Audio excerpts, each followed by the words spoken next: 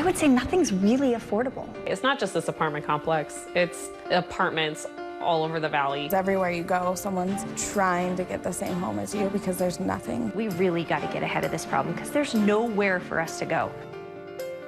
Thanks for staying with us for a special report on Unaffordable Utah. A growing concern for all of Utahns, you've heard it, affordable housing. Certainly is. A landmark new study out this week revealed if home prices in Utah keep on climbing at the rate that they have been, in 25 years, we could see the median home price top $1.3 million.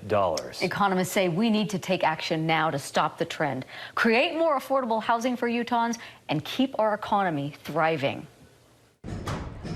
It's chaotic. In a word, it's chaotic. That's how real estate agent Amy Wilson describes Utah's housing market. We just cannot keep up with the demand. Buyers are frustrated as they compete against dozens of other offers, and it doesn't show any signs of stopping. I've listed homes over the last few months where we had cash offers within an hour. Amid the buying frenzy, a new study from the University of Utah's Policy Institute says there are dangers and that a jump to a 6% interest rate would jeopardize home ownership opportunities for many households with higher incomes and seriously reduce housing affordability in Utah. You know, the big issue here now is that we're not building enough housing to meet the households that are growing in Utah. It's called a housing gap, and Clark Ivory with Ivory Homes says we need to make room for our growing population if we want to keep attracting companies. Relative to other cities and states, we sort of price ourselves out of the market.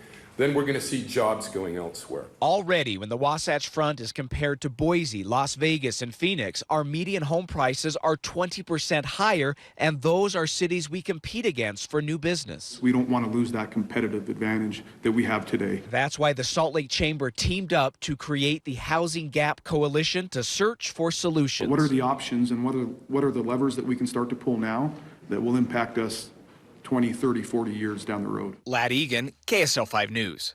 Lad, thank you. So how did we get here? Well, Utah is growing. From 2010 to 2016, we were the fastest growing population in the country at 2.03%. At the same time, we led the nation in job growth at 20.7%. And while those are good things for our state, they've led to a challenge. Demand for housing is high. The supply isn't keeping pace. Take a look at these numbers. Last year, the number of new families or households in Utah increased by 28,000, but the number of new housing units increased by just 23,500. The housing shortage is leading to a dramatic rise in housing prices. The median cost of a home in Salt Lake rose from $216,000 in 2012 to $315,000 between 2017. That's a jump of more than 45%. And from 2010 to 2016, the median cost of a rental in Salt Lake County rose nearly 24%. KSL investigator Debbie Dejanovic recently took an in-depth look at rental costs in Utah. We're going to have her report when we come back. Welcome back. More and more people moving into Utah is pushing up our prices in our rental market. KSL investigator Debbie Dejanovic found an unaffordable Utah is stretching families thin. It is definitely difficult to find something that I can afford. For 3 years, Janice Thompson and her cat Lynx have called this studio apartment in West Valley City home. But at the end of the month, they're moving out. If I come home and park at night, I'm scared to walk from my car to my home. She's seen fights. Her car window was busted out. A neighbor set the building on fire. On top of all that, her rent has shot up from $575 a month to $800 for a studio. There's like a gap that keeps building and building, and now I'm in debt and I can't make ends meet. Thompson says she earns about $30,000 a year at her job. She's given up Netflix and internet service, but the rent has outpaced her pay. Here in Salt Lake City, a housing study shows rent rose twice as fast as people's take-home pay in just 3 years. And now half of all renters spend 30% of their income on rent. That's a figure the government considers unaffordable. The cost of living is so high. It's not just this apartment complex. It's apartments all over the valley. Federal data show she's right. Rent has risen 20% on average since 2010. A two-bedroom in St. George went up 24%. Two-bedroom prices in Grand County jumped 42%. $1,250 a month for a one-bedroom. So what does that mean for apartment hunters? We compared rental prices for a two-bedroom apartment in a dozen cities across the state. Not surprising, Park City and Salt Lake City, you're going to pay the most, about $1,400 a month. Salt Lake City believes if unchecked, the problem here will only get worse. People are really struggling to figure out how to stay in the city. City Housing Director Melissa Jensen says the city needs cheaper apartments and more of them, 7,500 more. The shortage of affordable housing squeezes people earning under $20,000 a year the most. That means they're giving up food, they're not paying their bills, they're maybe not fixing their car. So you have about 54 units. She showed us this apartment building as one solution to the housing crunch. It's mixed income, meaning 14 apartments charge the market rate, $1,450 for a 2-bedroom, 2-bath apartment. But the other 58 units charge between $303 and $950 based on a person's take-home pay. And these aren't housing projects from 50 years ago. This 500-square-foot apartment comes with quartz countertops, stainless steel appliances, even a marble surround in the bathroom. Do you have enough of these apartments around town? We don't.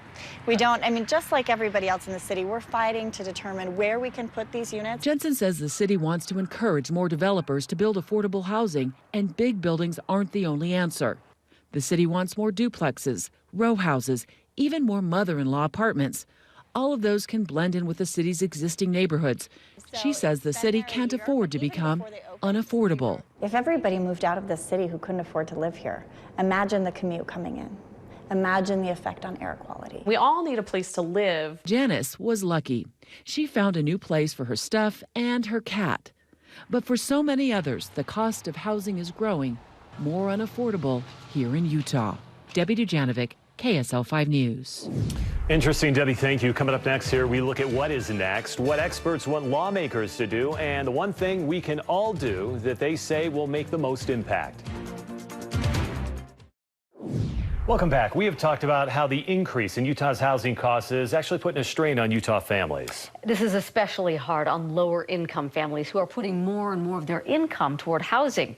We've also talked about how the shortage and unaffordability of housing across our state could hurt our economy, pushing new businesses elsewhere where the cost of living is lower for employees. Okay, so we're not in crisis yet, but experts want to be proactive. They're calling on lawmakers to find funding for more affordable housing. A bill that would have created a $100 million bond for this did not pass in the last legislative session, but lawmakers did create an affordable housing commission. And they're calling on us, residents of Utah, to move past what they call NIMBYism, the feeling not in my backyard when it comes to higher density affordable housing.